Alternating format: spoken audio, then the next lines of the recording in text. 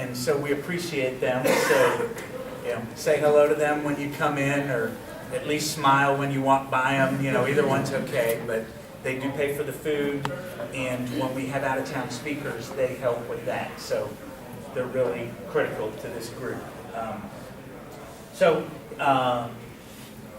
My number one pitch is, what do you want to hear? Who do you want to hear it from? And I got some feedback, and then I used some of my own. What do I want to hear? But anyways, we've got a number of topics and speakers lined up. There's a great turnout. Everybody's interested in Spring Cloud, and I know Gautam's going to do a great job on that. February, kind of related, sort of, depending on how well you know your history of Spring, but Jessica Kerr is coming out. She is a developer / evangelist at Atomist, and that's Rod Johnson's new company, his next passion after Spring. So I am super excited that she said yes to come talk to our little group, because they're a startup and trying to make it happen. So that's going to be awesome. March, Thomas Neild, he's local, but he presents all over the country. He's doing his talk on many types of AI. He's at Southwest. You've seen him here. He talked about RX Java last year. He's given this talk at a number of groups in town and said, I'd be crazy not to have him. So I said, okay, we'll have you. But anyways, that's the next 3 months. I hope those are interesting to you. If they're not, you can email me or talk to me. We're booked through June, and I'm looking for ideas for July through the end of the year. So anyways, I'm done rambling. Thank you again. Gautam, please, the floor is yours.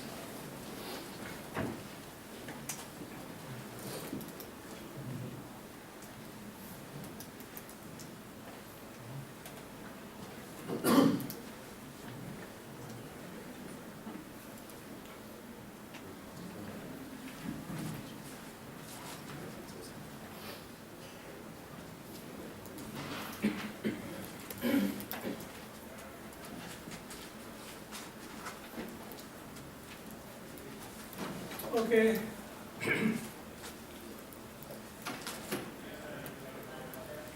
So I'm Gautam Dev, and today I'll be speaking about Spring Cloud, how to build microservices in Spring Cloud. So it's mostly talk is mostly about demo, how to get microservices get up and running with different features of microservice. It's not much of a presentation. So just a few slides. So mostly going through what are microservices, microservice versus monolithic, microservice patterns, and microservice to microservice communication. So before we had a monolithic service, when you have the whole application in a big, huge jar file or WAR file, then this can happen. So enter microservice. When you can divide your application into separate components and deploy them separately, then even if one goes down, you don't suffer the outage. Whole site doesn't go down. These are the patterns I'll be covering mostly. Decomposition with examples. Mostly this talk is mostly about examples. Registration and discovery, then externalized configuration, microservice chassis, load balancing. Load balancing important, right? Different are running distributed. So it load balance the circuit breaker. Circuit breaker is what happens when one microservice goes down. So the whole server goes down, the whole application, and things like that. And these are some of the useful sites for microservice. So let me briefly show it to you.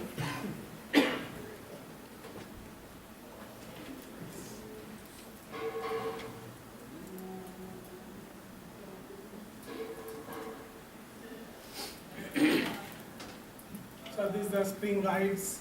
They have million articles on how to create microservice just with JPA or just for asynchronous or you name it.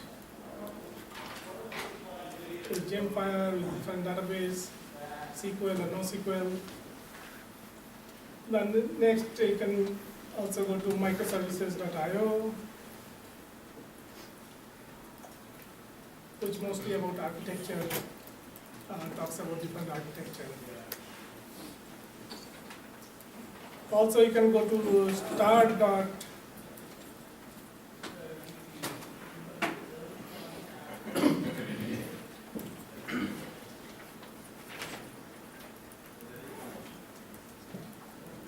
Start.spring.io, where you can get your microservice on your local machine up and running quickly. You just give the name and say different kind of microservice. It is a web application, I say Eureka server, etc. Then it will generate the project for you and you can download it and use it. So isn't it similar to Spring Boot and the IO thing? Because when it creates the jar thing and you just download it and expand it. Yeah. So what's the difference between Spring Boot IO? But this is start.spring.io. This is just give you the project skeleton. Make sense? And of course you have Google or Stack Overflow for any information. Stack Overflow.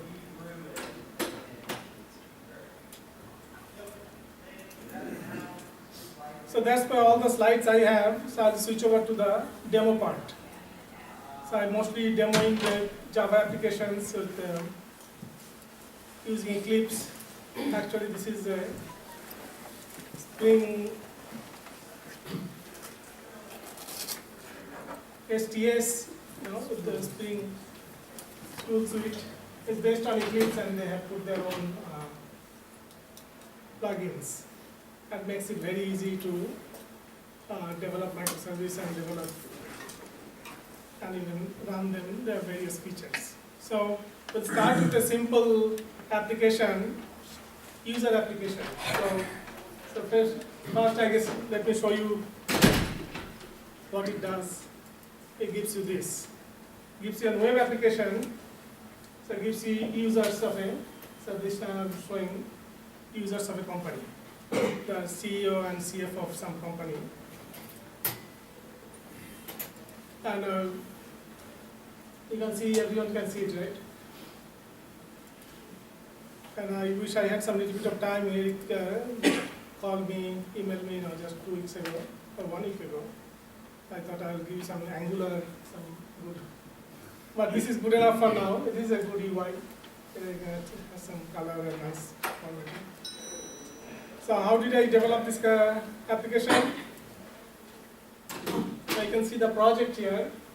The user application server is a Spring Boot application with Spring Boot, and this whole thing started by the simple main method. Okay.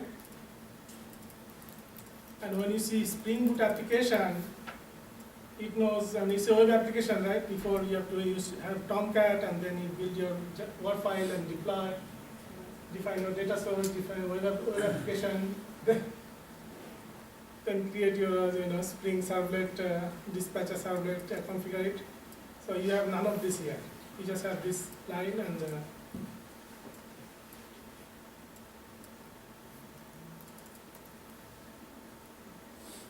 of course, it's a Maven project, and you define some dependency in them in the form.xml. Also, my machine is kind of slow. It is sometimes.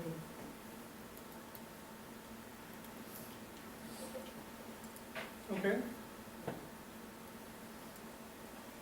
So it can give you, when you extend from a parent, starter parent, all of this comes, and you define some And how does it know? How does it know it has to deliver you a web application? Because of this dependency, Spring Boot Starter Web.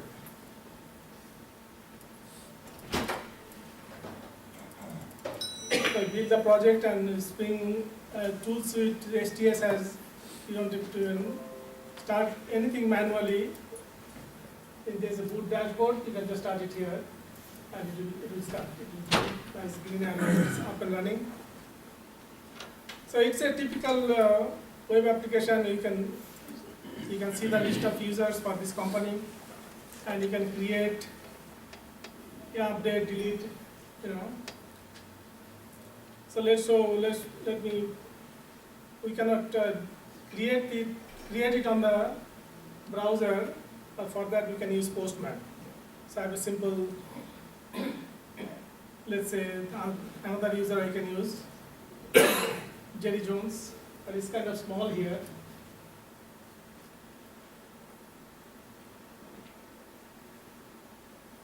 Then we come here. And how do you persisting it? What is the persisting? Yeah, okay. I mean, this is a simple demo application, right? It's all, it uses a H2 database embedded in the application itself. Okay. So this is not connecting to big or any Oracle database or anything. And so I'll go through going to go through the components, different components. So it added, right? Jerry Jones is. For create and update, I have to use Postman, but to get the list of users, I can use just Chrome. So let me show you what technology is it using. As somebody pointed out, it's a simple demo application. So I just use an embedded database, H2 database, and you just configure it.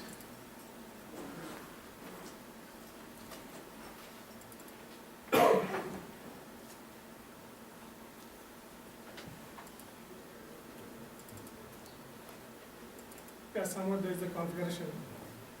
Do you have any of these examples available online? I can put it on GitHub. No. Yeah. So how, I'm not working at H2, but how does so it comes as a Spring Boot starter dependency? No, so because what you put in the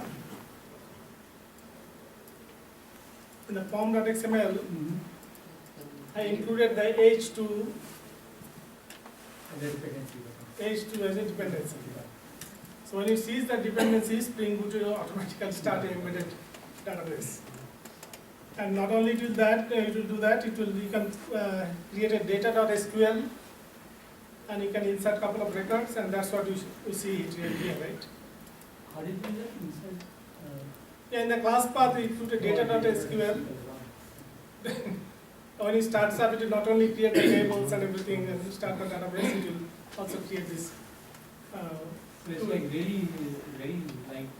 Yeah, ready to demo application. And I forgot where somewhere it is configured.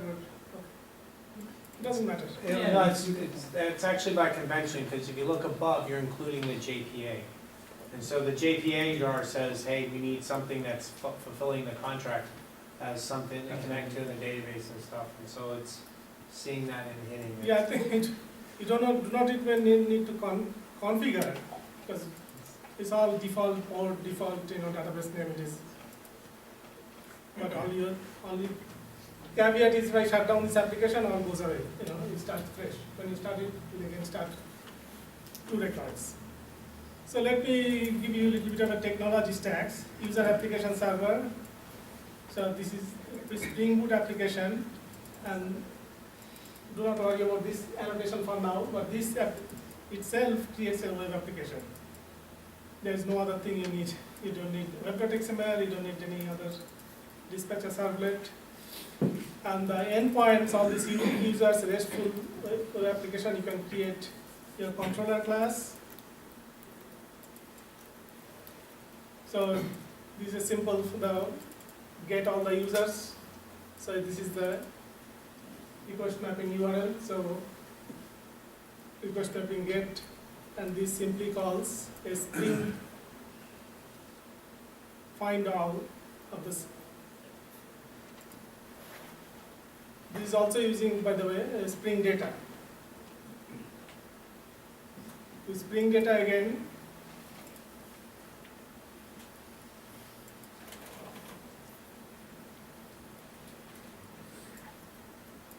what you see here, you see nothing, right? So all you need is a Pojo class, in this case just a user,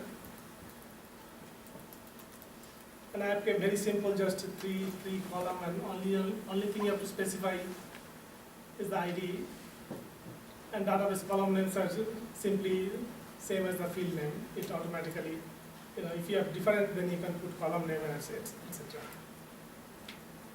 And Spring Data makes it very easy to query database for simple cases. And as you see, I do not have any method here, but all the basic CRUD operations, find all, find by ID, create, save user, get user, update user, automatically puts.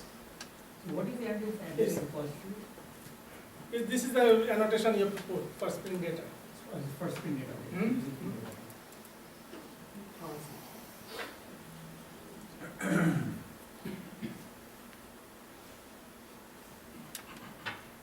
But what does it mean that you cannot put your own custom method? What if you require something that find by last name or first name, right? Or something? Then you can put your own method. And for that, you don't have to write code either. So I'll just give you a small demo of that one. So I'm showing this users, right? But who will, in database there will be million records who will see all the users. That's not very useful. But for this application, this is fine. So I'll just see the controller. So let's say I'm putting a search capability. So it will search by the last name. So I'll simply comment out this one.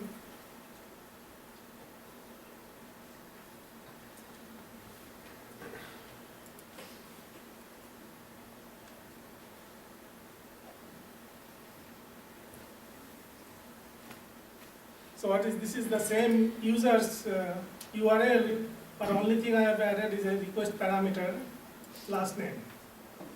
But I don't have any method in the user repository I just showed you. There is no method there, so it is complaining. So you have to create that method. And Spring Data will make it easy to create that as well. So all you have to do there, let me go to the repository. So let's create that method. So I can type it in, or it will take time. So let's just copy this.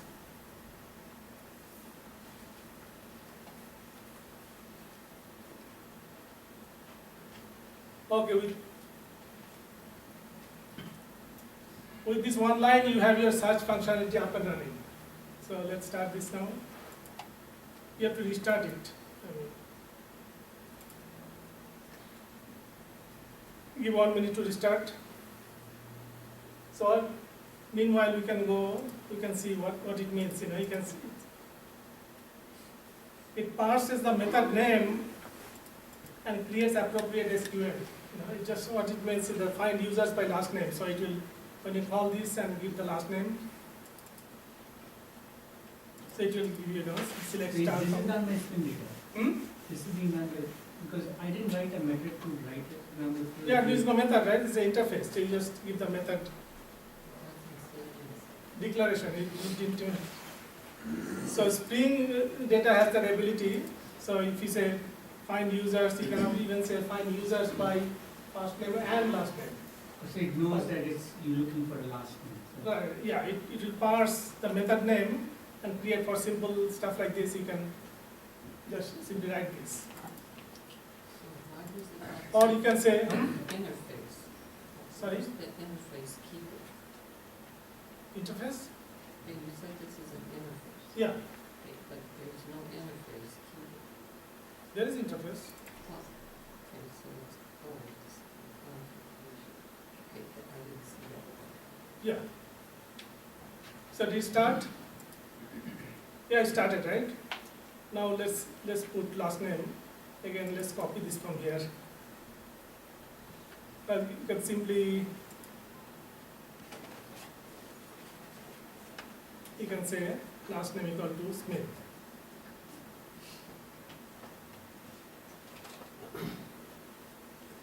So you got only one. Now you can go to the console here. You can go to the console.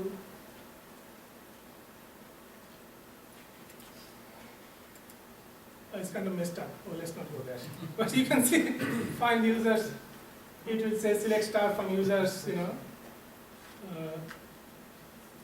and is using Hibernate also. Is basically the Hibernate query. So a couple of things I can mention here. This not only it will give you the SQL depending on the method name. You can there's several things. What if there is no data? So this when it's a list of users, it will give you empty list. It will not give you null. So Also, null handling is done. yeah, no, I mean you don't have to. This is good, right? Yes, So number one problem. yeah, it's a big problem. But if you want to list instead of list, you want set, it will give you set. It's all depends on the method signature. If you want collection, it will give you collection. So for simple cases, collection is good enough, right? List is bigger than collection. So, but is there any stopping which you can't do, like any collection which can be there, so array list or anything I can define it? Yeah.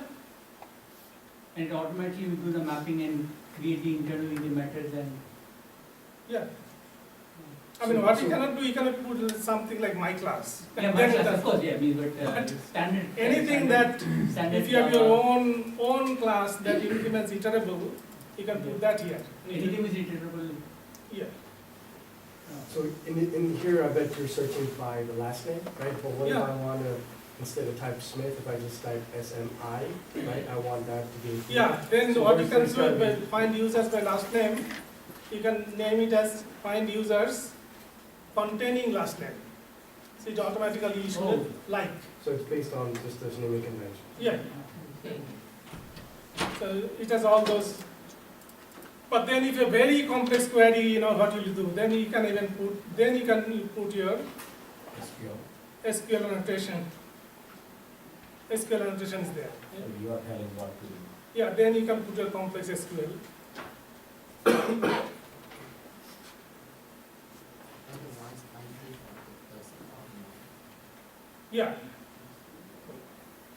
And if you are searching by first name and last name, you can say like that, find users by last name and first name, it will put and. If you say or, you can say find users by last name or first name, then it will give you or.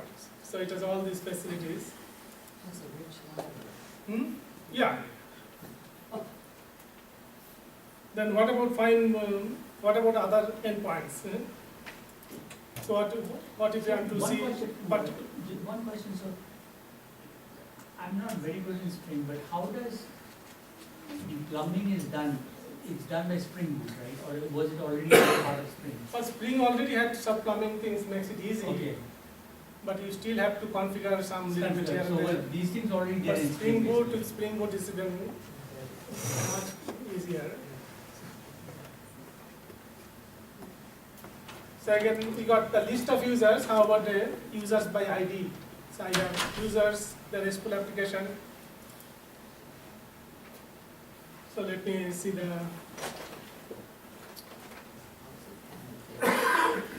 So I have this find by get user.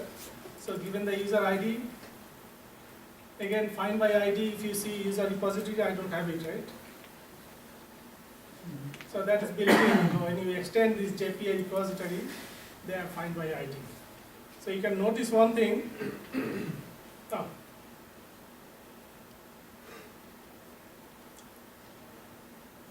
It gives you an optional of, it doesn't give you user. Again, to solve because if you give you user and ID is not there, then it will be null. Even you may have to handle null. So optional is never null. So it will give you, if it is not there, it will give an empty optional, right? And couple of things about the optional, if you want to handle optional, let's say, you still have, you want to throw some exception when it doesn't come, it's empty. So you can say optional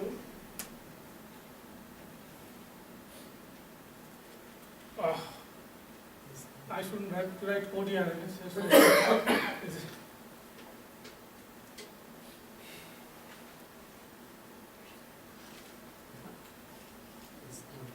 Yeah, next time, if I add this cell,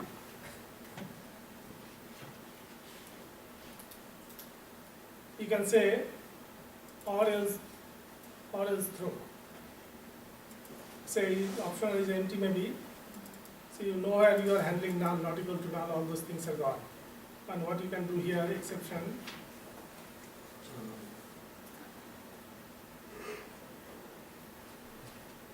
Oh, again.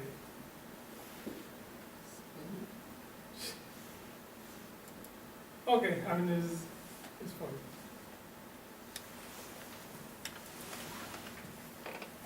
Okay, again similarly you can also put methods in user repository. Let's say something is unique, social security number. You can say, you can type your some unique query if you have, and you say you return a user or optional of user. Whatever you return, Spring will return that for you.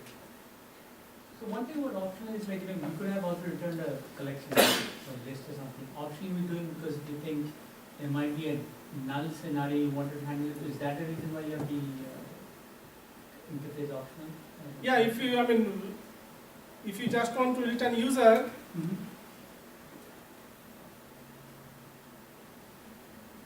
it can return user, right? Let's say you are in the controller method, I don't return optional, but I return user. So here you can just say optional .get. So you are not checking what is null, but what if it is null? Then what you do, right? So in that case, what you can say optional or else.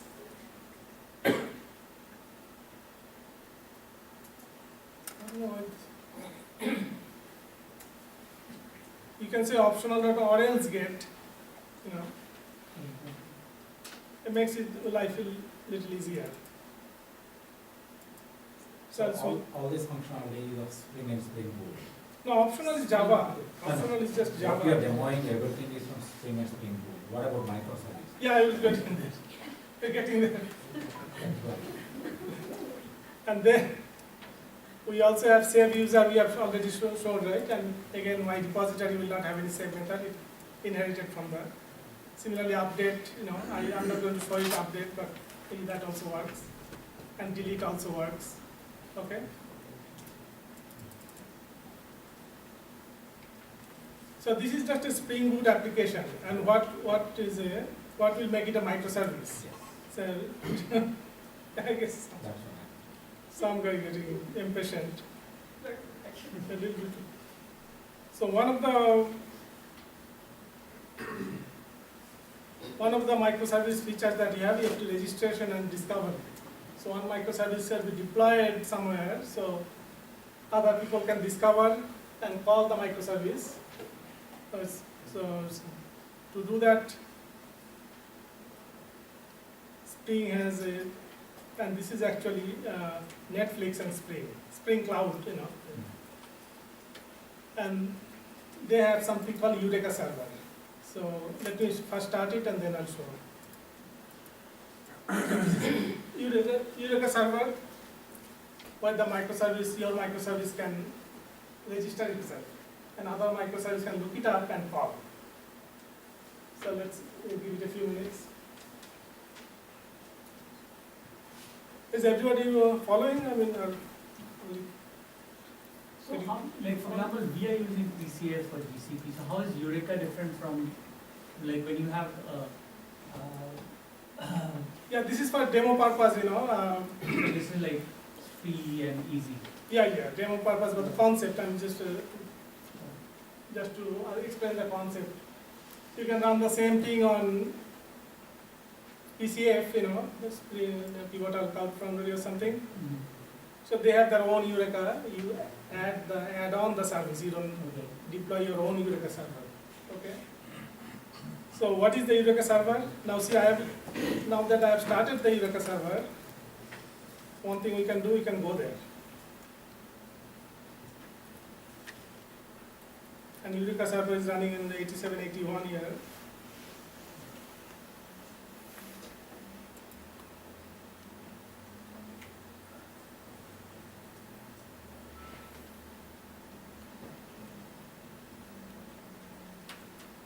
So this is the Eureka server, and you will see that user server that what is already running, it has registered itself. How did you do that? Yeah, Because we had to deploy don't you have to deploy something, means like. in yeah, PCF? it's all local, right? It's on local, okay. And the Eureka server, so how do you get a Eureka server once?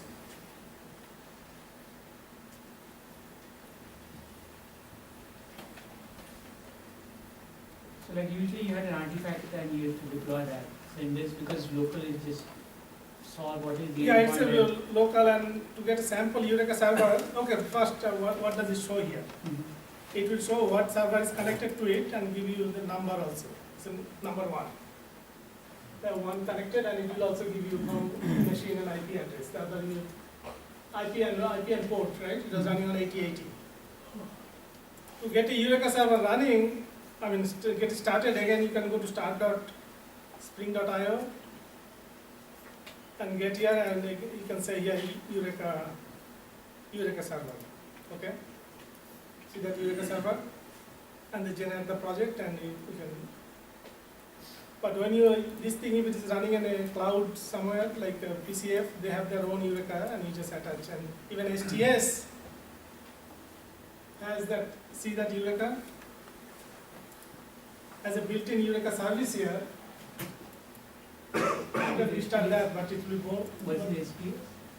STS, the Spring tool suite that I'm showing here. Okay, okay. So.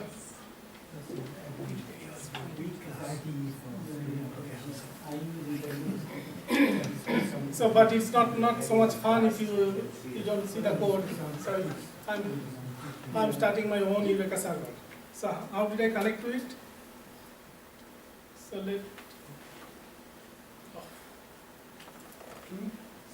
For the Eureka server, can you explain what is that Springs server? this is it is a Spring server, and it's actually done by Netflix. And Spring Boot and Netflix has a close collaboration. Right? The whole thing is called Spring Cloud. So it's just a Spring Boot jar that you started? No, remember I went to the website and generated a skeleton project.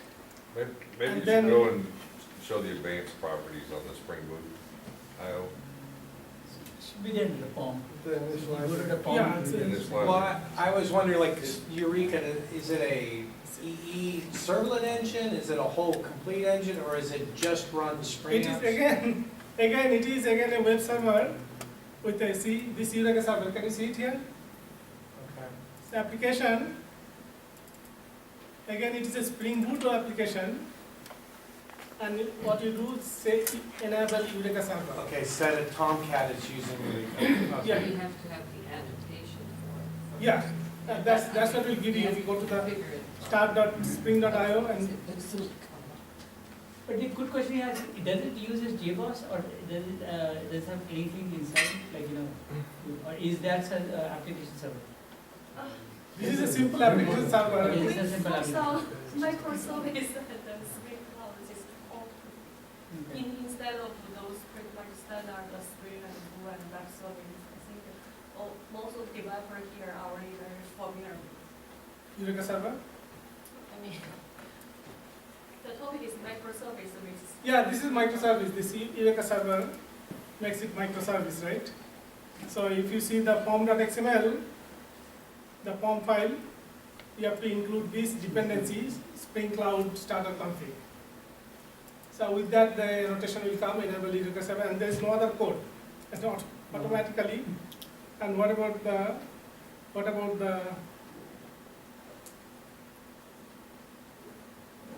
about our user server? How was it able to connect?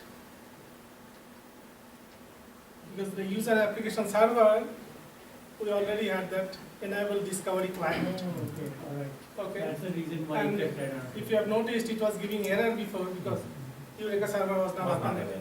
So Okay, right now in the console, you won't see any error, and it has registered itself to the Eureka So server. if you shut down Eureka server, you'll see the error signal. Yeah. But I mean, the good thing is that even though you cannot connect to Eureka server, this application will not die. It will keep on running, and it will keep on trying. So it will.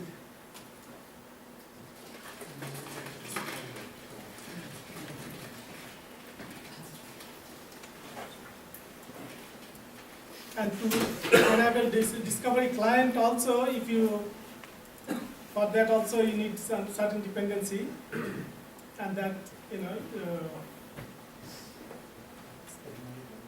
Spring Cloud,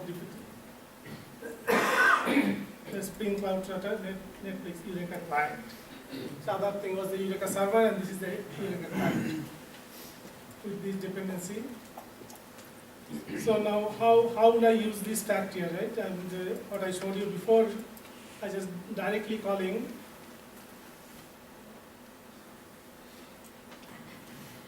I was directly calling this, right?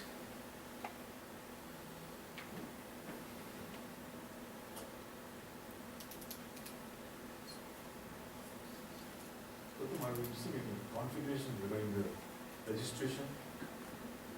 Yeah, that's, I mean, So there could be more than one Eureka server. You commented it out. That's what you have before. You little bit commented out of code configuration. You need the name and form dependency, annotation, and little bit of configuration. How does it know what the Eureka server is, right? Or which one? name. It's conventional. Yeah. That's what he's telling you. So we just have to do this.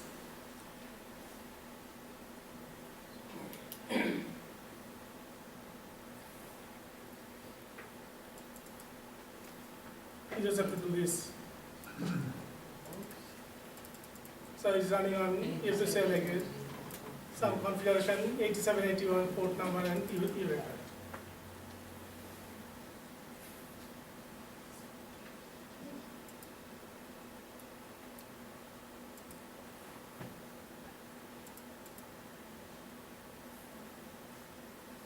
Okay. So now I'm still connecting, I'm using that directly, right? So how do I now, since it is now connected to Eureka server, how do I discover it over the network and call this server, okay? But before I do that, let me show you a little bit. Now what if you start another Eureka server, another user server with the same name, what will happen then? Okay? So let me demo that first a little bit quickly.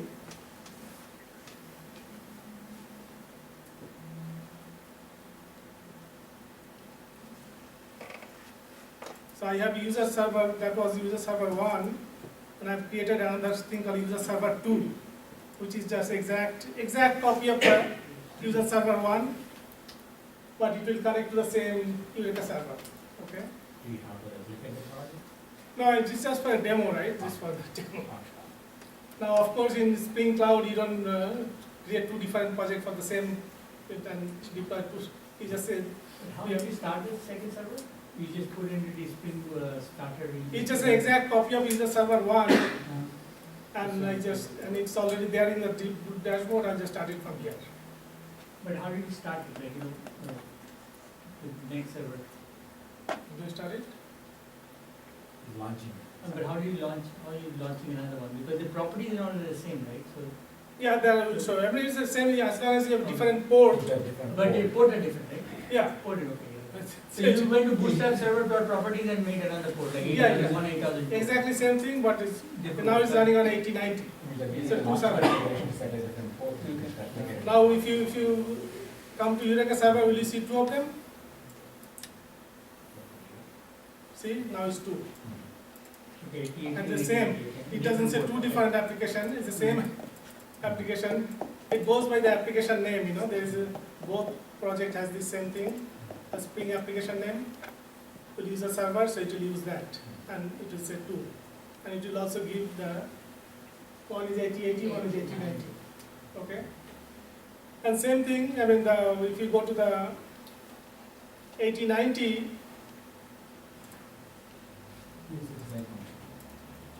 you say the same, but here with a little bit, Or that you did not modify the last name, so that's why you.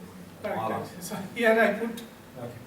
the other one is showing some company's database, I mean the users, here I see JavaMUG users, most JavaMUG president, Eric, you need to say this, your name coming up. It's static, so. So by deliberately I kept, different data over there, but everything else is same, okay? And this one, how did you have different data, because we had this. It's all embedded, it's an embedded H2 running inside the application itself. You're calling a different database endpoint, right? No, it's all embedded inside the, so it has, user server 1 has its own embedded, user server 2 has its own embedded. Okay. Otherwise, everything is same. Okay. I mean, same thing, you can add another user, etc., and all this thing. So how would I call this user server? So for now, I'm just going to shut it down, user server 2. You got the point, right? Mhm. So I'll just shut it down, it will use memory. So how will I call another microservice and call user server 1? And this time through the Eureka server. And I don't want to know That which, will be cool. which port it is running on, right? And even there will be multiple instances, one may be running on my machine, one may be running on Eric's machine, one may be running on another machine. So for that I have this user dashboard application. So user dashboard is think of a user portal. So you go to user server to get some basic information, first name, last name. Then maybe some other, get the user preferences maybe. And some other server get maybe the billing information, etc., etc. So you will see how you can combine calling different microservices. But first you have to start with one, right?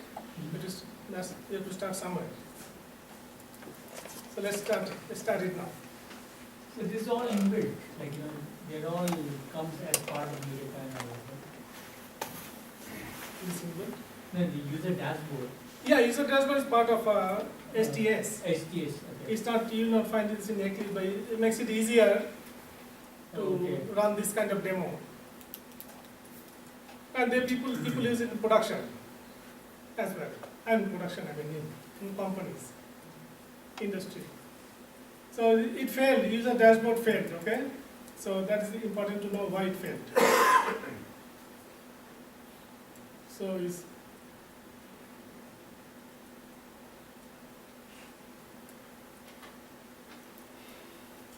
yeah, I have to clean it up a little bit. Just one second.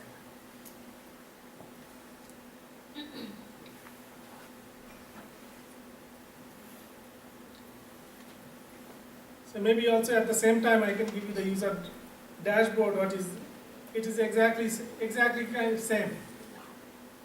It's also it has the enabled discovery client, so it will go and register with the same Eureka server. But otherwise it is a Spring Boot application. But what is the difference between this and the user server?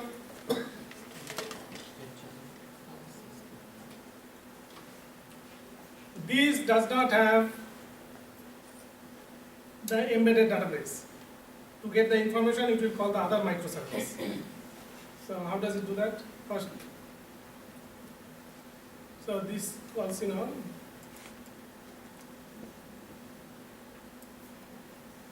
I have some extra code to, just remove this.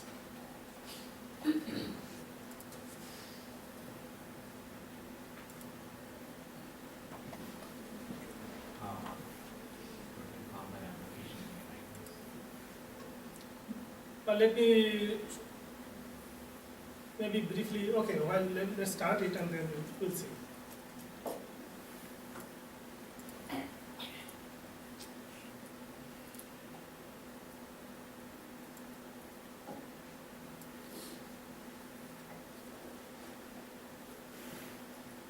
all good.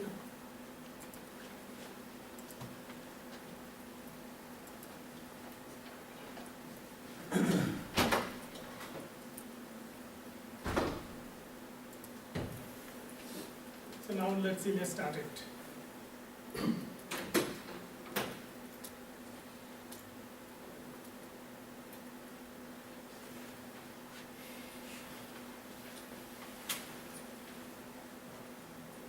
Okay, this time we will start either, so let's see what the error is.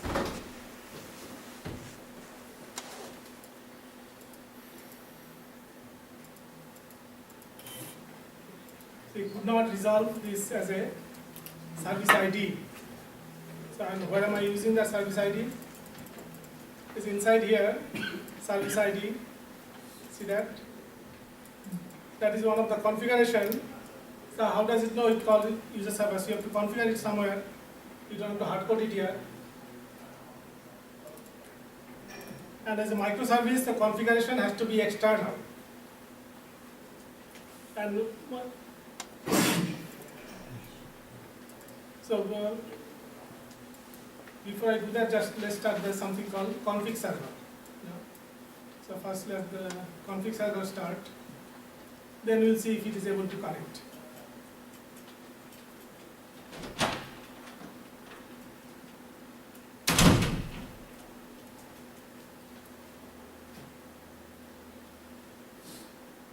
Is this config server provided to you by Spring Cloud Services? Yeah, again, if you go to start.spring.io,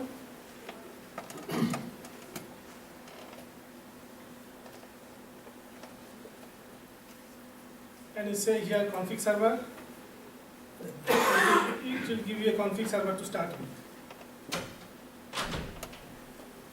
Config server, it will give you config server to start with. Okay?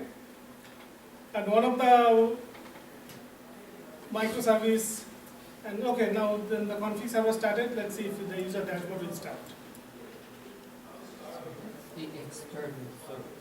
Yeah, exactly. External server.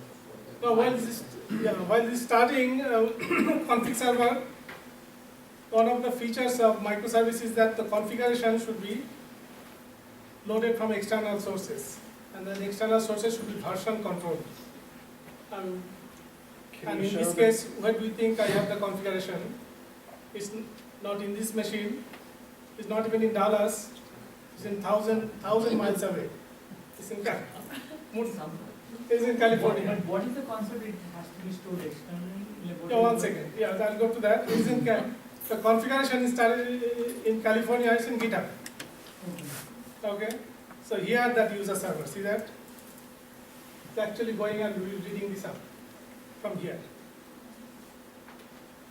So we, well, let's see. Now it started, right? Now will it be able to call? So it is running on Hey, 80. GitHub, you went to GitHub on port 9001? Can you show the config server? Yeah, I'll get to that in a minute. But let me demo, right? You have to see it works first. So if you, now that dashboard, user dashboard is running on 8085, right? So will it work now?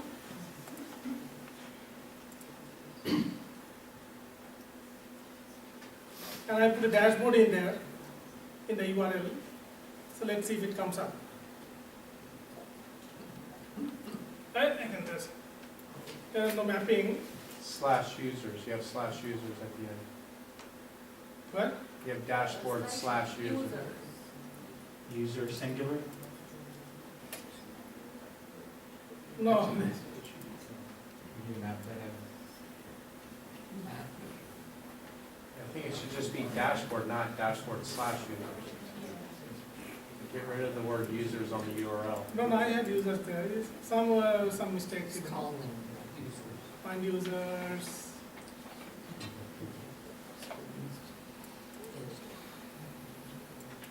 Yeah, just bear with me. It's just Double click on that. My eyes will get that.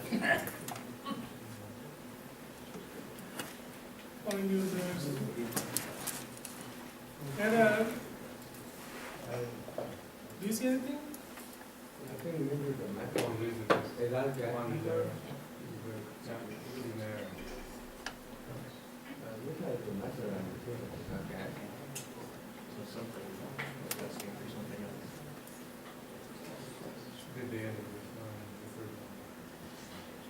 Does it call your other service? You're not giving it a question, you're not giving a question mark in the last name.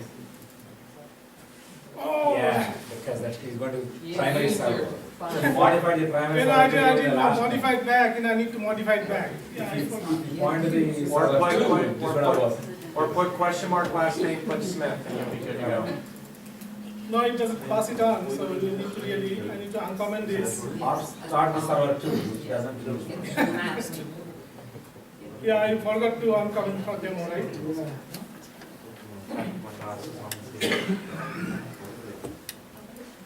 So user server, let's restart it, user server 1. So can, you showed that GitHub and showed the config server. So is Yeah, that, but while it's starting, now see what is the config server about. yeah, I saw a GitHub page, so I'm intrigued, like what, It just has a property. Yeah, you just have to configure, just again, the config server, just like the Eureka server, it just one line code, you say enable config server. And of course, it's a Spring Boot application, enable config server. so How it's is it? local, it's not up in a cloud It somewhere? is, server is local, but it's connecting to GitHub. To So- just get the properties mark. Yeah. And how does it know how to do that? Because here Spring Cloud Git URI, you have to put. Oh, okay. And you put username and password and all that. Oh, okay. See, where is that first, it's on github.com. And since it is a public, you don't need to log in, you don't need to put username and password. Actually, this is not there, not needed at all. But if it is a private server, you need to put your username and password. Let's see if it started. It started. So is this the convention to always have the properties on GitHub? Your company's information will not be on GitHub, it will be on a local Git. So something that's protected. Now It it's takes at coming, least right? 1 month, he's doing it like less than half an hour, so. It works? Yeah. Other- But, No. but the Because you restarted the last, the third one, Hmm? you used to have 3 users, and now you restarted the user. Oh yeah, it's on server. embedded databases, right? So it wiped out and Yeah, recreated. Yeah, a because server. it's not implement, the repository had, Yeah, he put it. he added a third, but he restarted the There's no server. persistence. There's no persistence. So what you're showing with the config server is, if you have a DevOps, let me see if this is true. You have like a DevOps company or a DevOps team, Yeah, and the DevOps team you have your internal GitHub, or your internal Git, yeah, and they provide all their stuff in Git for production, QA, dev, and everything else. You can have that connection server, or that config server connect to the different ones, yeah. and read your properties that way, and let Git version control and manage all your configurations. Yeah. Okay. And again, you use a dashboard. If you go to user dashboard, user controller, how am I doing the find users, right? Yeah, dashboard user. Here it's not calling repository, it's calling user service find user. And what is there? It's doing a REST template. It's not calling a repository, it is not, there's no database in this project. It's Calling the other, correct. So it's a REST template. REST template means it's a programmatic way to get to any URL and get the data, right? So this user service ID / user, I put it here. See, someone was saying put the last name, it will not work because I have not put the last name here. So John pass through. it's not pass through, you have to code it. You have to code. And you might say you can this user, this also you should put it in a GitHub as well. You go. So where is exactly discoverability here? So where are we using Eureka server to get us the right Yeah, service? what is this Eureka? It is not saying localhost colon 8080, right? If you go to my GitHub, it's actually user server. Right, but where is the Eureka server? Where are we calling the server? Oh yeah, it's all running, my Eureka server is running locally. Yeah, I understand what it's running, but where in the code we actually pointing to that server? We have a REST template, the REST template. And he configured it, he showed it because earlier, right? So like. Yeah, here it just says REST template, you just see the URL. I don't see Eureka here. I want to see where. You want to see in the Eclipse? Yeah, that Eureka will come in just a second. But Because all you show is a search service API, I understand that, but where is the server that we're You talking remember about? you open Eclipse and your localhost.8080, you did it, that was Eureka for running locally. I know it's running locally, I'm looking at the code, where it's. How does Yeah, it know? I'll get to that. How does- good to let the speaker drive. Well, I No. have a question. you don't have to tell Eureka, you don't have to put it in the code either. Yeah, but how does the dashboard connect to Eureka? Where is that configuration? Yeah, right here. So when dashboard starts, it also connects to same Eureka. There was an Self-discovery. added Okay. And then this is all seamless, it is all out of your picture, you don't have to work. So each of these three services, microservices registered with the Eureka server, Mhm. they can see each other, we just happen to use the dashboard talk to the user server, Correct. using the configuration. Since this is dashboard, it also connects, if the dashboard did not connect to the user server, this will not work. I'm sorry, but the REST template shows the path, but where's the host name that it connects to? Yeah, that is the beauty of it, so So, It yeah, is that's my question. This is a REST template. It is not a plain REST template. it is actually not a plain REST template. What is REST template? It's a decorator with a load balanced. So this is a Eureka aware. And this is done by, again, something called Netflix River.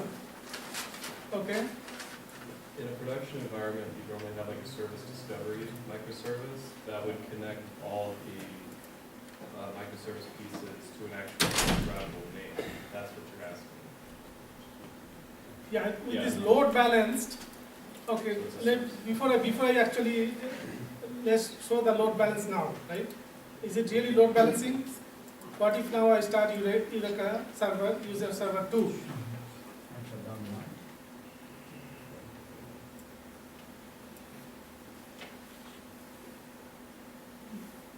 And you are completely correct. This, if I did not have this REST template, if it did not have this load balanced, it will not work. And then how will it work? Then you have to say localhost colon 8080.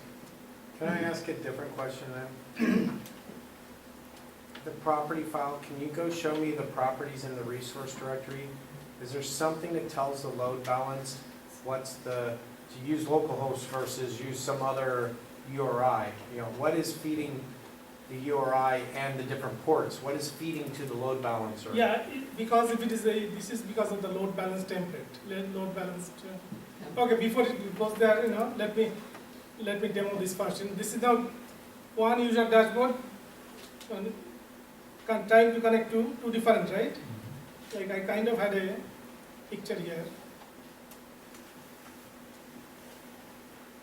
Now we have a two user server 1, user server 2. They are both connected, and somewhere user dashboard also connected. And now, remember one has that company CEO, Yes, different data. CFO, and another one had a JavaMUG. Java. So let's see if it will load balance. Oh, maybe. So this is the first time came. There's load balance, right? There's load balance. So next time, Eric. So you said this part of Netflix.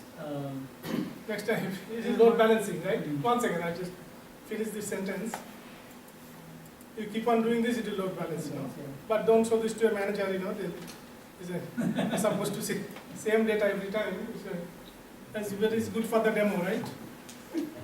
Similarly, Sorry, how are the endpoints determined? How do you determine where it strikes and returns the results? yeah, I just showed you, right? But I'll So go that's there what load again. balancing is doing. Once Yeah, again. we're asking, but it doesn't magically pick and say, I'm gonna go to localhost. It needs to know.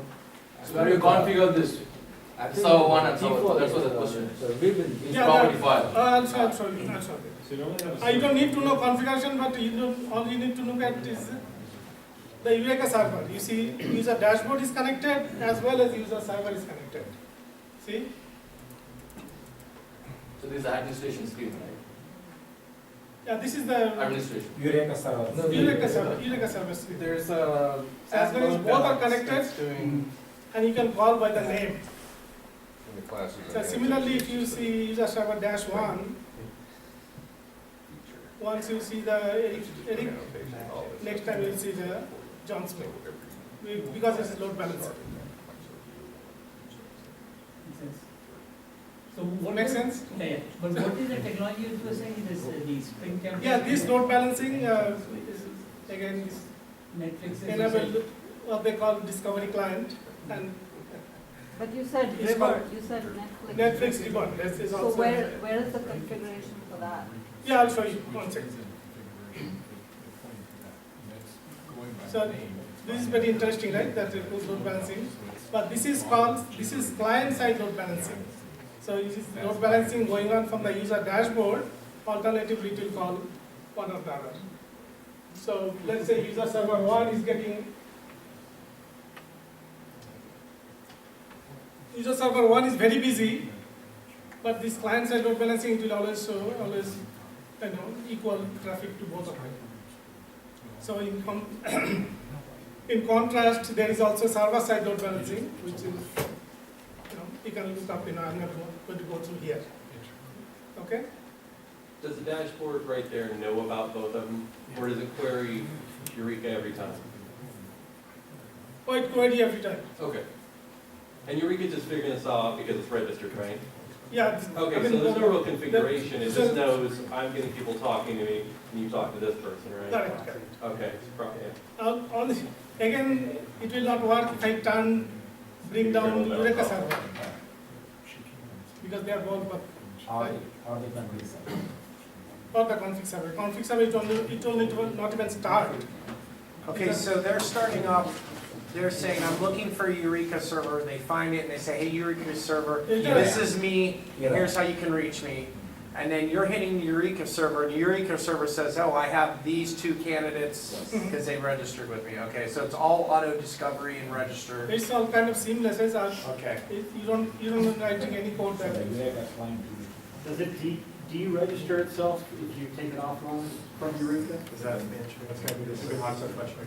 Not deregistered. deregister means you shut down user server 2. Yeah. You automatically, Eureka recognizes that Yeah, user.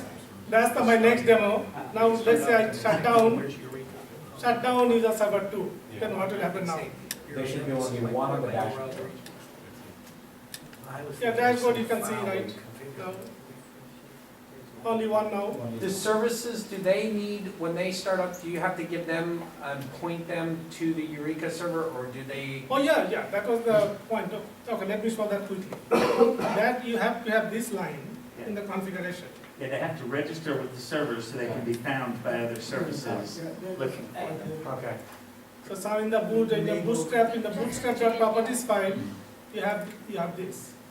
And this is same for the dashboard as well as for the user server. Okay? Now I shut down user server 2, right? So what will happen now? Well, you're always gonna hit number 1, because you have 1 up in the. Correct. But not immediately. Just give it some time. Maybe 1 second. I mean, this sometimes say, okay, let's go to users, right? Now John Smith, it's not even trying to connect. Oh, the first time it failed, so that's the sort of break pattern. That's how it realized the other service is down. Yeah, maybe. Because there's no deregister, it doesn't look like the deregister process, it just hit it and then you realize it's not there. Yeah. Yeah, probably. But eventually it will catch up, it will, now it's not giving the exception, it's now going 1 to 1. From the previous So is it a graceful shutdown? So if it's servicing a request, would it wait for it to complete and then shut down? Or is it a hard exit? I mean, You if shut you down just the shut it down, how will it determine by itself? If you shut it down, right? The user server is going down. No, no. There's So, but if the Okay. user server was servicing a request, would it wait for it to complete or would it be? So that you have to build That logic depends for on it. how It's you not, build your application server. that's not there. When it goes down, Eureka server will take a little time to identify that. Until then, you will see that not found because it hasn't recognized that yet. Because it's polling. That has nothing to do with the regulation. That's not application. This is just with the discovery. Also, one point I need to mention, I need to explain maybe. Wait a See- minute, there was a question you were saying. I think it's different. So the question is, if there's a clean shutdown, is there such a thing as the service that calls Eureka and says, I'm registered to it? Can it also call and say, I'm now deregistering, or I'm shutting down, remove myself, so you don't give the user a 500 error and take me out of the list in, you know? Yeah, that's, no, this is just a basic demo, I don't know, probably, but it's, Some probably kind can of be going shutdown advanced, listener should be very implemented. super advanced. Some kind of shutdown listener can be implemented. From what I understand, using the Spring actuator is direct the help. Yeah, yes. Okay. This is kind of going, yeah, maybe, I don't know, but this is basic, right? Now, also let me prove that this is going to actually GitHub, right? User dashboard did not start, right? Because config server was not running. And, but if I change it to something like, just to mess it up, user service A.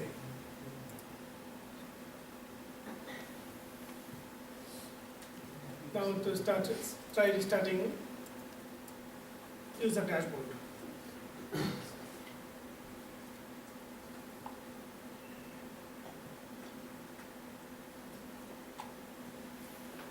So dashboard isn't the Netflix naming convention, it's more like registry, you're just calling it dashboard, is that right? Or Yeah, dashboard They is, call it I'm dashboard? calling it dashboard, it's just a Yeah. client, it's It's another more like a microservice. See, it did not start. Did you notice? I started, but it failed to start because, again, if you look at the console, it will say that property was not found because I have messed it up.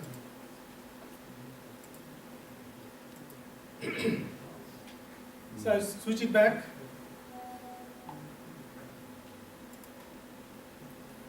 And config server doesn't take any time, it is just loaded immediately.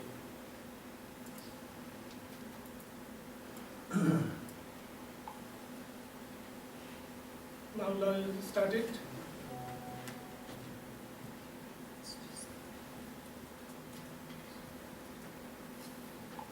Does config server store information, like if, well, you put it on GitHub, but if you had no internet access here, would it actually store for other services to come up, or would it just, fail? Yeah, it will fail if it cannot connect to the repository you are pointing to. Okay, it'll just fail, the config server won't actually cache anything? No. Oh. So it started now, right? Because I changed it back. Now user dashboard is we can make it even more interesting, but if just user, right?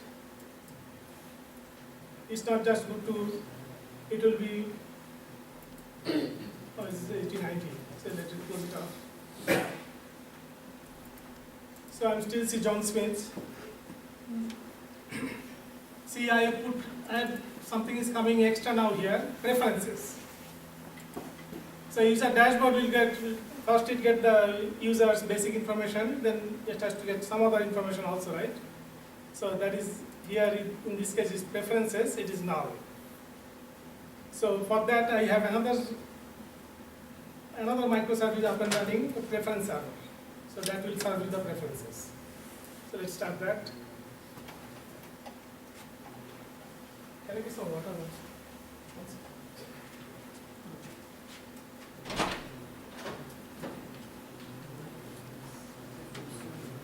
So I'm trying to get around my head. The config server is the main one that everyone's going into up in his name. That's where everyone's coming in and registering themselves, saying, hey, I'm a microservice. That's the That's Eureka. the You're asking the wrong Oh, guy. that's Eureka service? Eureka services, the Okay. discovery there, basically. What's the config server do? That's providing that one Under thing for the Microservice. client to ask about. Well, he's basically trying to show you can externalize those properties there. Okay. Just that one property. So look up. So the Eureka server is really like a router for all the microservices? Yeah, it's like a discovery. Discovery, load balancing and all. Okay. Discovery, yeah. More discovery, I think, than router. Okay, discovery, okay. I don't know, he said it said it calls it every time, so we really keep it, but then again, the second time it did actually go ahead and have to it.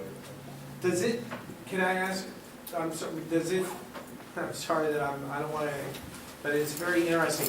Is it pass through Eureka and go to that? Or does No. Eureka just say, hey, here's where you need to call?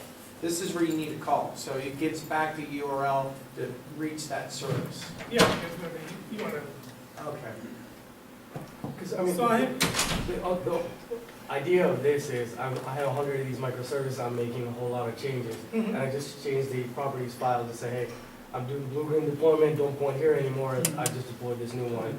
Send 10% of the traffic there, so just move things Yeah, faster. yeah. It's ultimately the goal. But is it more common to have the client-side load balancing or it should be yeah, it's both, server-side, you have the right? both. The client side, sometimes client side load balancing is good, sometimes server side load balancing. But for like big apps, client-side doesn't really make. Yeah. The client side make it more redundant because of the reason is if you have the server side load balance, it becomes single point of failure For the load balancer, for the okay. load balancer itself. And this one actually using the ribbon. Ribbon will be I call interval, for example, 5 seconds. Go to the Eureka to get the service URL. Every 5 seconds is, For example, Okay. they have the document, they read it. They actually Okay. maybe fast or 30 seconds. They read it from the then they cache it in the Microservice server side. So each time when, for example, the user dashboard calling the user service, then they try to read their own local written caching.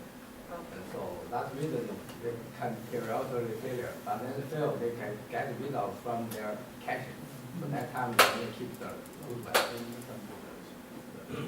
So see, preference server is started and now you go to Eureka server, now you see preference server saying I'm here, okay? So now if I will, now what is the, okay, let me,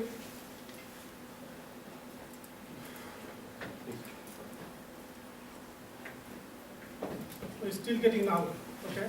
So because I was hooked up the code, but before I do that, let me show what the preference service is all about.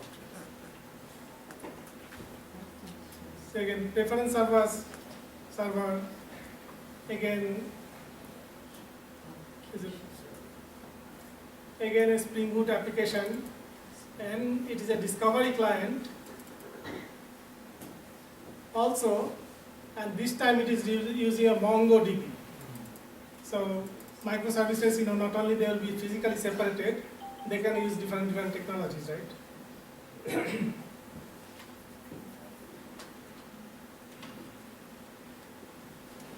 So this is a MongoDB server, and preferences maybe people can have million preferences, right?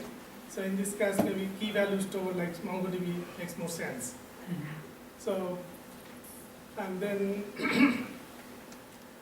I need to put some code back into the preference server working.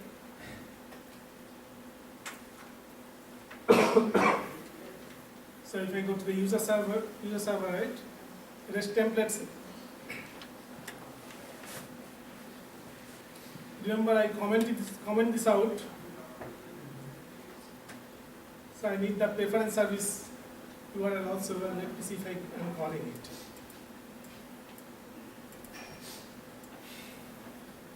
So when you have the find by ID,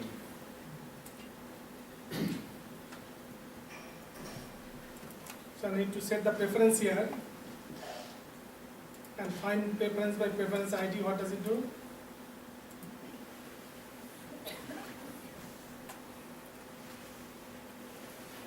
It's again same REST template call, but it goes against. It calls now the preference server, right?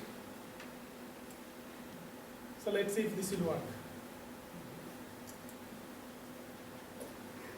Well, it will not work because let's also go to the config server quickly and the preference server ID as well. So where is that?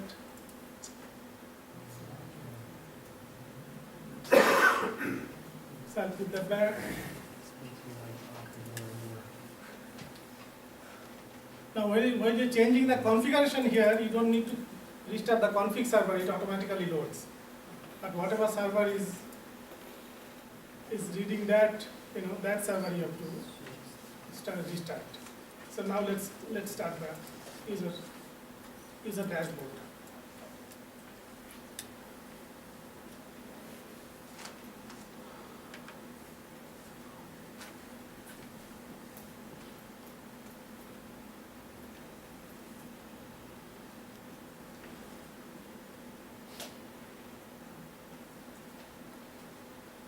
Are there a higher level tool? Because REST templates, when you construct those URLs, it's very error prone. You can just miss something, but all you need, you have a server host and port, and you already know the URL, right?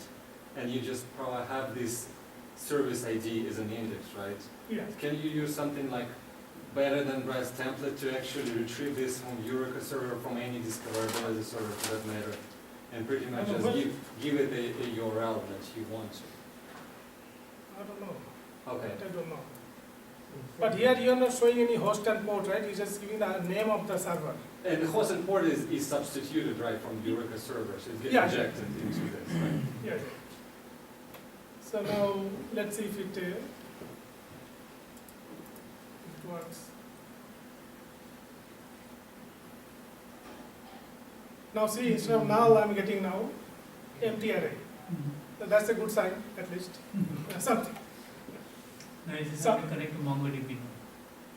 Now how we need to put something in the MongoDB, right? That's also embedded MongoDB, and it's not a external. So again, we can quickly go to Postman. By the way, I'm doing most of the things from Chrome, and sometimes I'm doing from Postman, right?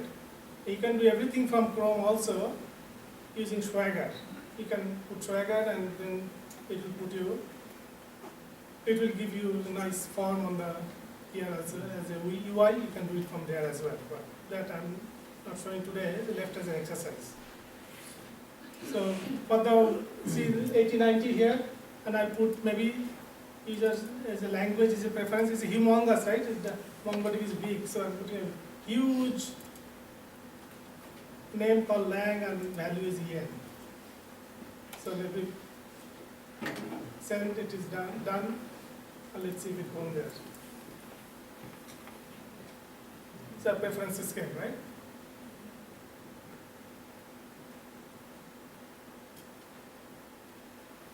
So I don't know, maybe a little bit, just one minute, maybe the preference server. I can go over a little bit. Is preference controller.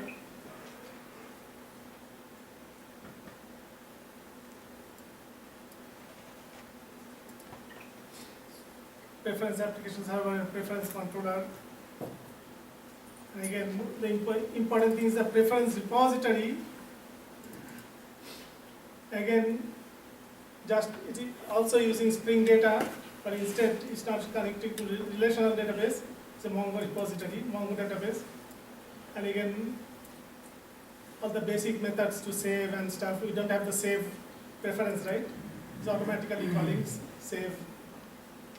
And it's saved, etc. So preference servers, okay. Now what happens? Now what will happen if I bring down preference server? Now I've hooked it up to call user server and preference server and combine the two, right? So if I stop the preference, bring it down, what will happen now? So preference server gone. Still should get it because you have the caching, right? Let's see.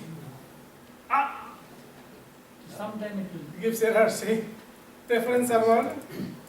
What this is a microservice, what we had one of the demo, one of the slides.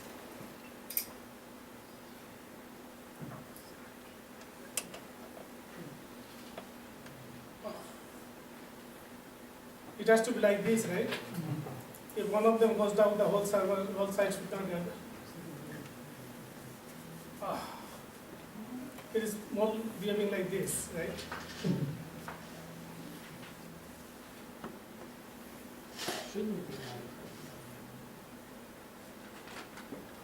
Yeah, remember what happened here, right?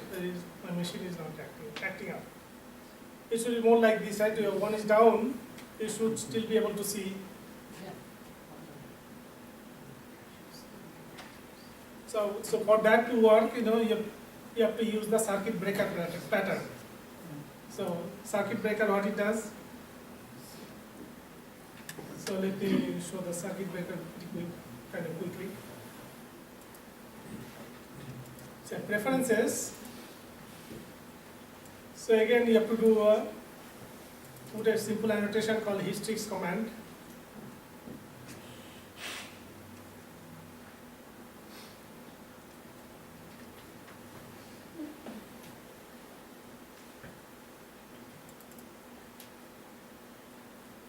Okay.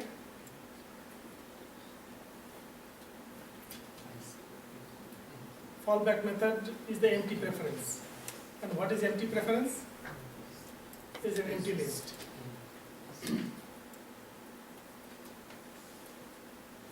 So will it work now? So I restart user dashboard.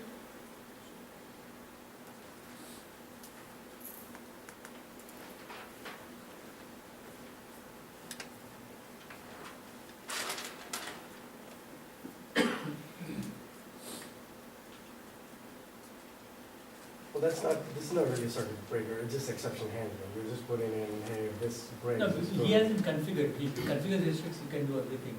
No, I did not exception handling. One way to do it, It's a circuit breaker. one way to do will be here, like I did not put try catch, right?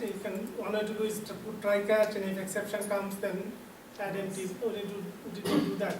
Instead, you put a histories command fallback method.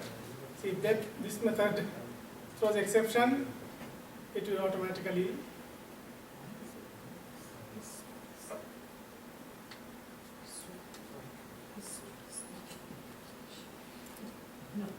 okay, started, right?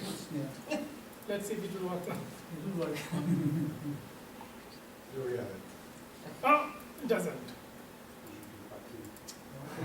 So what happens is that you still have to do a little bit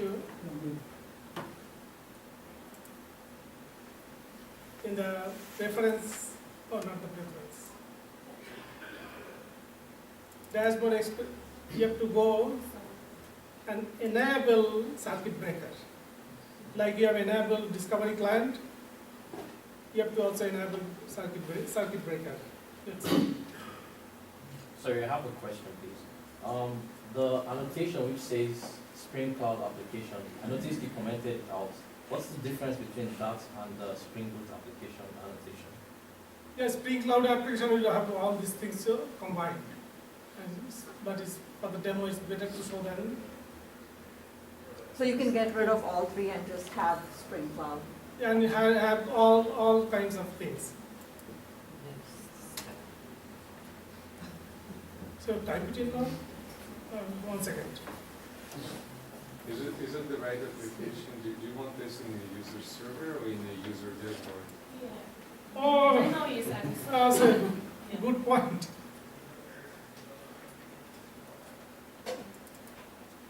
There, my mistake. 1 second.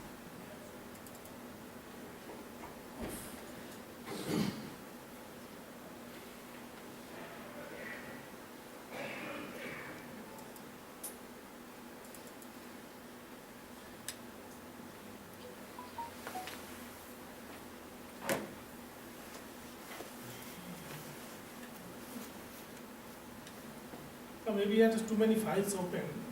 No, this is just an advertisement for IntelliJ.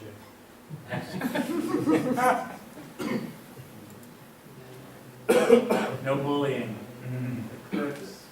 Nothing wrong with clips. What? Wait, you guys give out, Not anymore, as of today. no more IntelliJ? No? So you have to put it here, right, in the enable circuit breaker. So why would you put into here the other one? Because the dashboard is where it first gets send the request and that's. Circuit breaker? Yeah, means why am I putting circuit breaker into user dashboard rather than, for example, user control? So again, this is the first time I'm getting, I know. I think it will work user controller also. Okay. STS has the, to control space, I just type it in.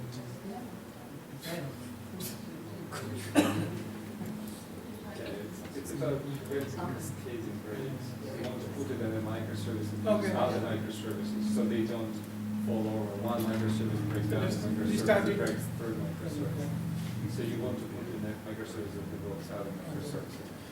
And microservices, if they don't call any other microservices, you don't need service breaks. Not in that sense.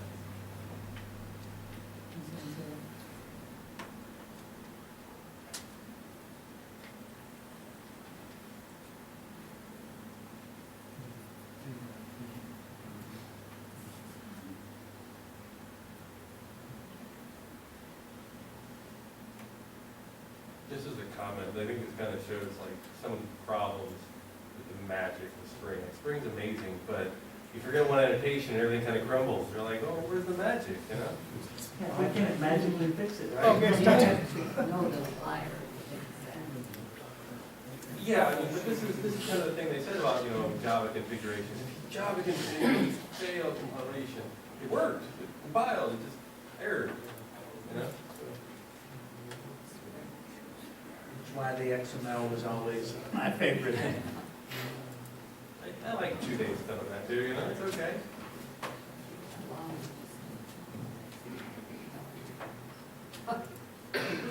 You can go to it, it's your blueprint.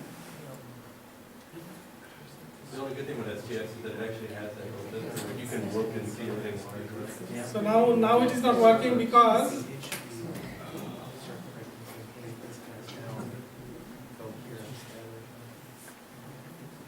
if you put it in a internal, if you put the annotation on an internal method, it will not work. You have to put it on the main method, like find application which is finding a thing by ID. Here,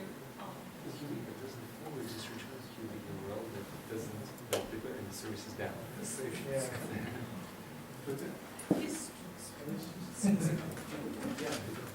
More or less.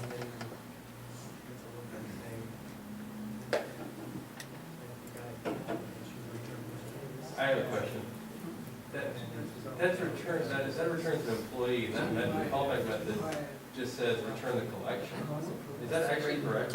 Or should that be the callback method to return an empty employee without something?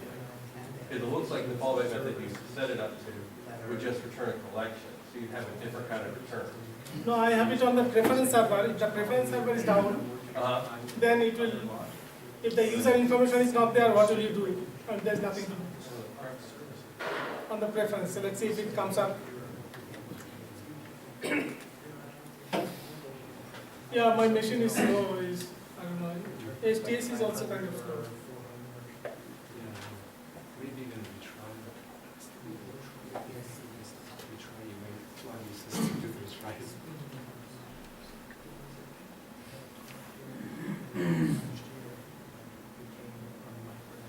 Yeah, see right there. Must return class.test.employee or subclass. It's just the bottom of the exception. And it's returning a collection. Like that should return an employee without the thing. Right. What? Oh, you see right there, it says, okay, right there. You're failing at okay, right there. You're failing at 88 basically, right? but it's returning at 92, or something like that. So, but it's returning a collection, it's not returning a single employee. Right there, okay, right there, 82, you failed. Okay? You failed 88, but it goes to 93, but 93 returns a collection. But you shouldn't return a collection. Both of them return a collection. No, the employee is out of 84. It doesn't return a collection, it returns an employee. No, but you're. No, seriously, just return an empty employee. No, not empty employee, you have to do a, yeah, I got that. Hey, you see what's doing that? Like a 93. I had a method, do you see that? I think something. So here's the thing. Somewhere it got deleted. Oh, okay. What you have to do, it's an empty preference, right? So what you have to do, So the histories should be on the find by preference ID, not on the find by ID, right? say empty preference is just returning a collection of Yeah, but preference. your circuit breaker So that's annotation not, needs that's to be not how on it should work, find by right? preference ID. So what you have to do, I just have to quickly, I mean, this actually makes more sense, because I wondered why it would just know to randomly do that. I have to do like empty preference 1, right? And just quickly write some code. So empty preference.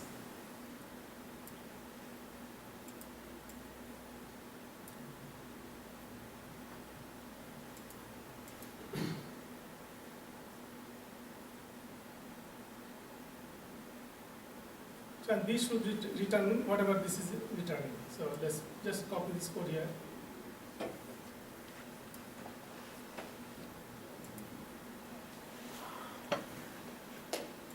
And we should not have the preference stuff.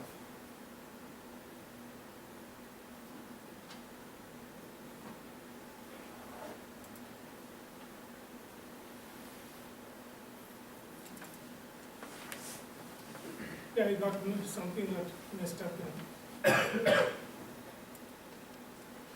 But wouldn't you put the circuit breaker annotation on each individual service that you're trying to call, or on the overall?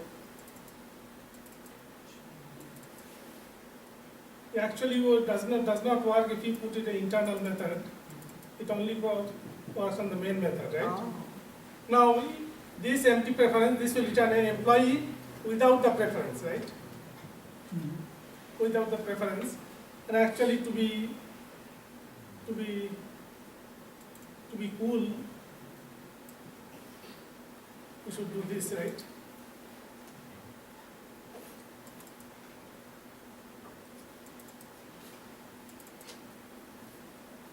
Empty preference 1.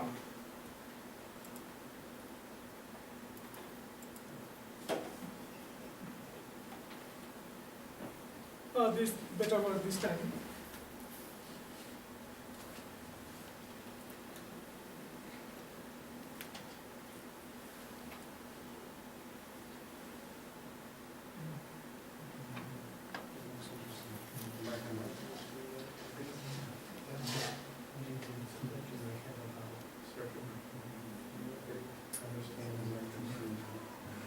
It's just demo, because I never really got it until then. These other programs really complicated. You have a very. No, well, I mean, what I say is I was just saying, circuit breaking is a very complicated, like it can be very brittle if you embed it into your code. It should be outside of that, making, it's what a circuit breaker is saying, okay, this is broken now, where do you go or what do you do? This time it would work, right? Yes. Well, Well, it came. Preference now an empty list. But why is empty list? We had the MongoDB or is in. Because preference server is down. Yeah. Preference server is down, it automatically you don't have any try catch, I don't have any try catch, Now again, let's bring preference server back up. So that will be good, right? If it can back up and catch up to it. It's really, it depends on the requirement of what you should do when a service goes down. Should you Correct. return an empty list, or should you return a 500, or what are the I requirements? mean, the main user dashboard, if the preferences are down, you can still go on, right? Maybe you can say preferences, mean the whole site should not go down. But you should not give the whole, if the user server is down, then it is really down. Then you have no choice. So that's why I did not put empty employee, but I put empty preference. So now if the preference server comes back up, I don't know how long it will take. It takes a lot of memory.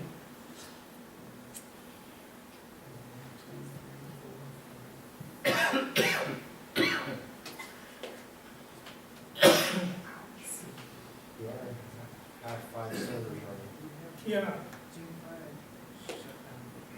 And Chrome takes a lot of memory as well. So preference server came back up, right? So now if you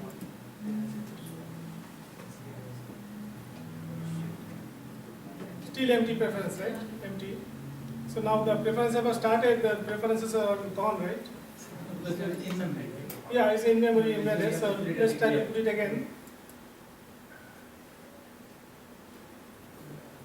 It is done here. It takes a while sometime. So why does this take this while? Because it's an in-memory system. But a circle break, they will be set open tab, so that will be maybe Go check your console, maybe. Did it work? This thing work, right?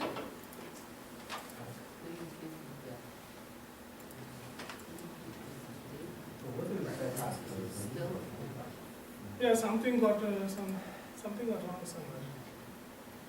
Yeah, this one should have worked. Find empty preference. Maybe it still thinks it's, the circuit breaker still thinks it's down. Yeah, it could be. Or it could be that the in-memory didn't work. It's something, right? Because we did change the code. Let's just circuit breaker. Circuit breaker is down with the user Does it have a dashboard. time limit though? Like Time. only checks every couple minutes or something? Like Yeah, it wouldn't probably. Just immediately try and spam it with it? Well, let's try just maybe restarting user dashboard.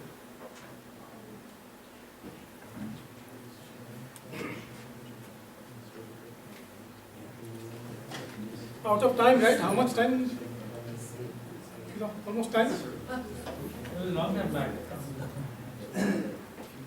How much time is it? You get some. So,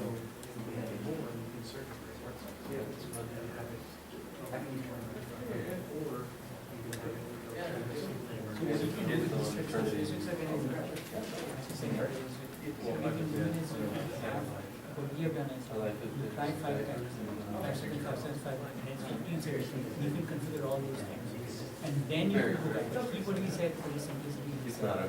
Oh, doesn't it respond? yeah, I was just saying is Okay, restart. Restart the dashboard, but it should have worked without restarting. I don't know something.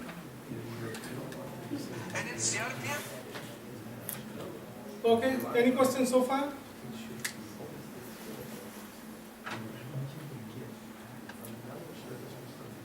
Now what will happen, let's say if I go to the users, I still have, there is no preference there, right? Only go to user server, find my ID, user. So how can I put it when you got the list of users? Now let's say that you have to just have 2 records, but it can come, in the search it can come, right, more than 100, 200 records. And for each record you have to go and grab the preferences, right, in a loop or something. So is it a good idea, so it can be a big bottleneck. Oh, there's an error here. Oh, no error, this is just. This can be a bottleneck, so what can I do there? What can I put? So to solve that, Spring also has something called asynchronous load balance template. What was the reason? Why do you asynchronous load balance? Yeah, I'll tell you. So if you have 100 users coming up, and for each one you have like 100 preference or more than, so you have to, like 100 times you're calling. Okay. So this can take a while, right? Yeah, because it's sync call. Hmm? It's synchronous call, this is how. No, this is a synchronous call. Right now, the way you have it, So it will load up the server. This call. yeah. So now, if I put, to solve that problem, Spring also has something called async REST template. Is it like producer consumer sharding? No, it's just simple. I mean, a REST template it will call, it will wait, get the response. Async REST template will not do that. It will call, immediately come back and give you a future. So then when the response ultimately comes back, you can add a callback and callback when we get that. So let's quickly code that part. So find users, right? Here you have to do that, right? So code is very similar, since I'm not live coding it here because time is not there.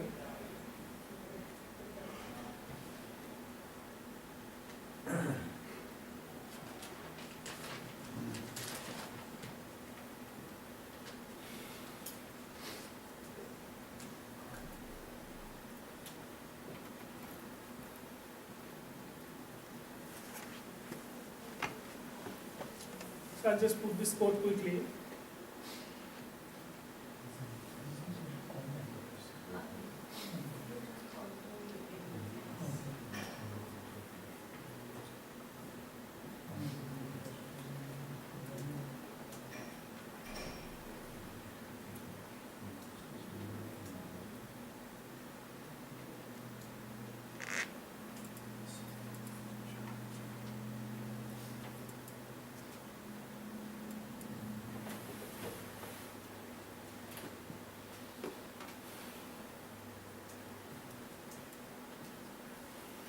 So with async, what I'm doing, so it's pretty similar. See that async REST template? We have get for object, here we have get for entity, and give the preference server ID again. But this time it does not give you the collection. Instead it gives you a future. In this case it's a listenable future. So actually all these futures I'm adding it into a collection. See that list of listenable future of response entity of collection. Name. Actually, in Java 10 you can just say all these things, you can just say bar. But we just have it like this now.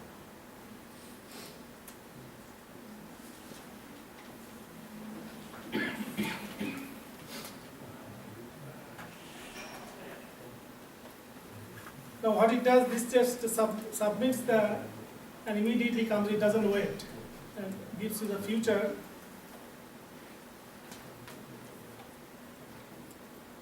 Then you have to run a little loop, check if future all done, like future is done. If they're all done, what I do is I strip, run it a loop, say until they are not all done, just keep looping and sleep for 10 seconds. Okay? Then what I do,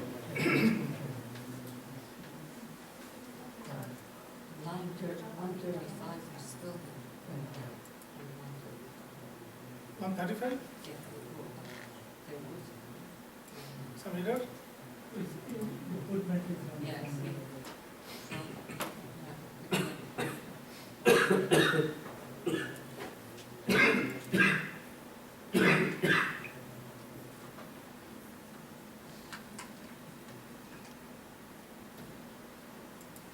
Yeah, I'll just put this code for now.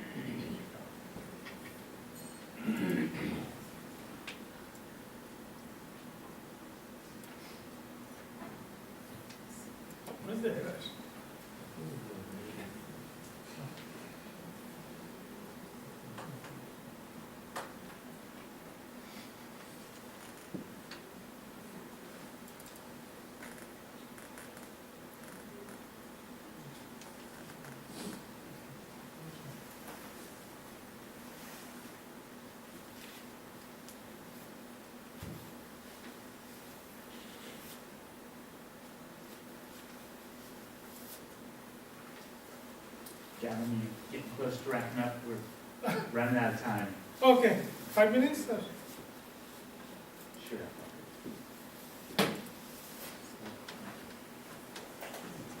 Okay, hopefully, I don't know if this will finish. How can we got a gist of it? Now You this, can get a GitHub.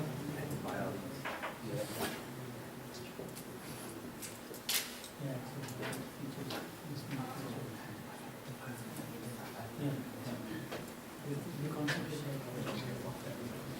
it's a massive problem.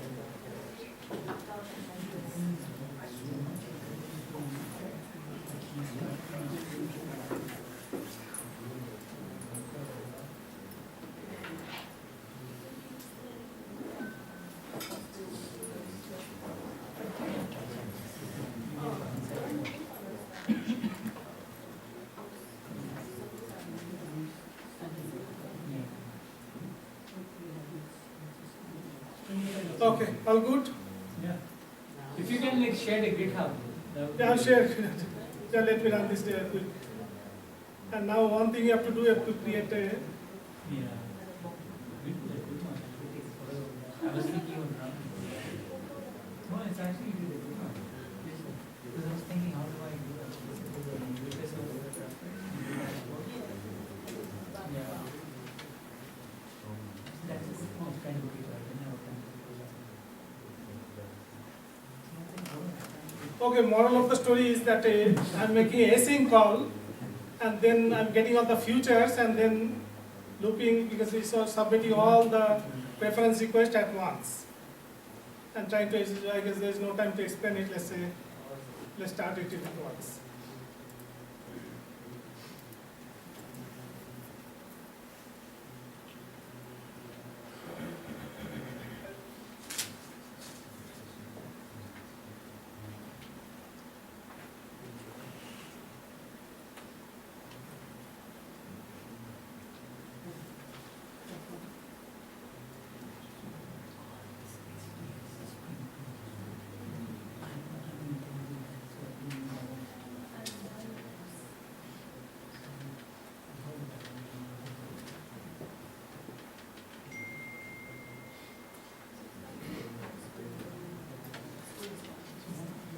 Okay, started.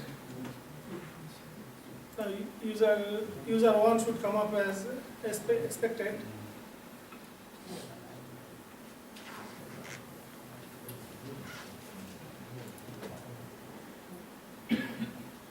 It's coming, right? Now the list of users, would that come? It came, right, for 1. And now if I add for the 2, just quickly add 2. 2 here, 2 here, the user ID 2, and this. Let's say he's French. So now reload. So first one is English, second one is French. So is that all the time I have? Okay. I had a little bit more, but okay, that's fine. I guess I should not have gone to Spring Data and all in the beginning. But I thought nobody. We covered a lot of things. Yeah, a lot of things. But I thought not everybody will know all that. But that's all, I guess. Thank you.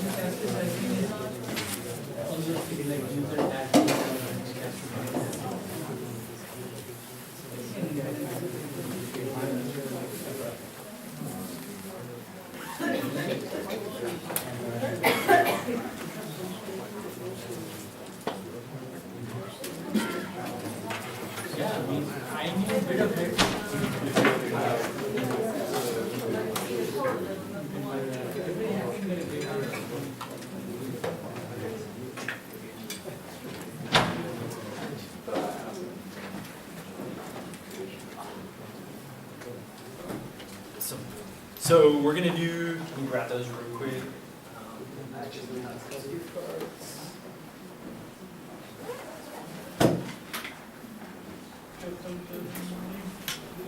Hopefully it's in there, man.